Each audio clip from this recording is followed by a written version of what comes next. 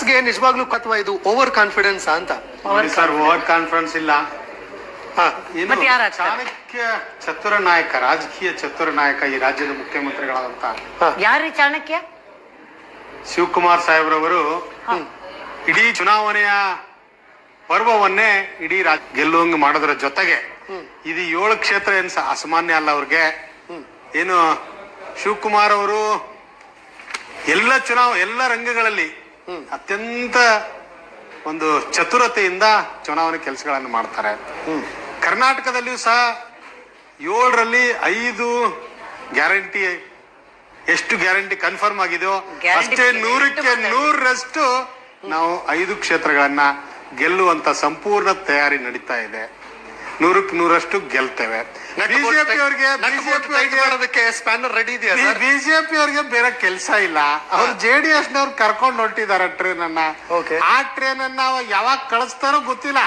BJP ಅವ್ರ train ಗೆ attack ಆಗಿ JDS ಹೊರಟಿದ್ದಾರೆ.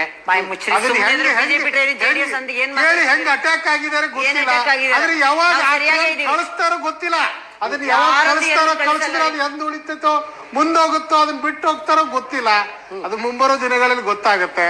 ಆದ್ರೆ ಪರಿಷತ್ ಚುನಾವಣೆಯಲ್ಲಿ 100ಕ್ಕೆ 100ರಷ್ಟು ನಾವು ಕಾಂಗ್ರೆಸ್ ಅನ್ನ ಗೆಲ್ತೇವೆ. 5 ಸೀಟನ್ನ ಸ್ಪಷ್ಟವಾಗಿ ಈ ಬರ್ದಿಟ್ಕೊಳ್ಳಿ ಮೇಡಮ್ ಅವರೇ, ಕಾಂತಿ ಶೆಟ್ಟಿ ಮೇಡಮ್ ಅವರೇ, ಬರ್ದಿಟ್ಕೊಳ್ಳಿ. ಅದು ಚುನಾವಣೆ ತಂತ್ರ, ಚುನಾವಣೆ ತಂತ್ರ, ಚುನಾವಣೆ ತಂತ್ರ. ಪಕ್ಷದಿಂದ ಉಚ್ಚಾಟನೆ ಮಾಡಿದವ್ರು ಆಗ್ತಾರೆ. ನೋಡಿ, ನಾಳೆ ನಿಮ್ಗೆ ಗೊತ್ತಾಗುತ್ತೆ. ಇಕ್ಬಾಲ್ ಅವರು ಆಸ್ಪತ್ರೆಯಿಂದ ಬಂದು ನೋಡ್ತಾ ಇರಿ.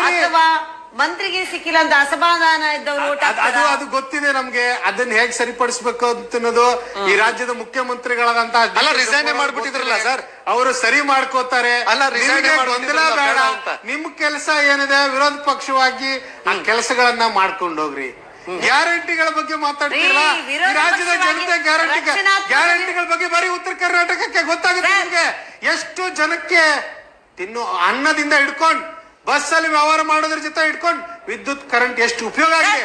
ನಿಜವಾದ ಬಡವರಿಗೆ ಅನುಕೂಲ ಆಗಿದೆ. ನೀವು ಬೆಂಗಳೂರು ಸಿಟಿ ಏನ್ ಗೊತ್ತಿದೆ? ಬರೀ ಮಾತಿನ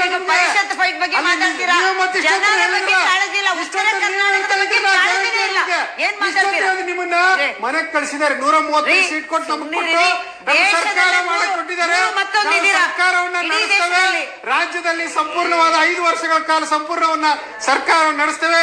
ಇನ್ನೂ 2 ವರ್ಷಗಳ ಕಾಲ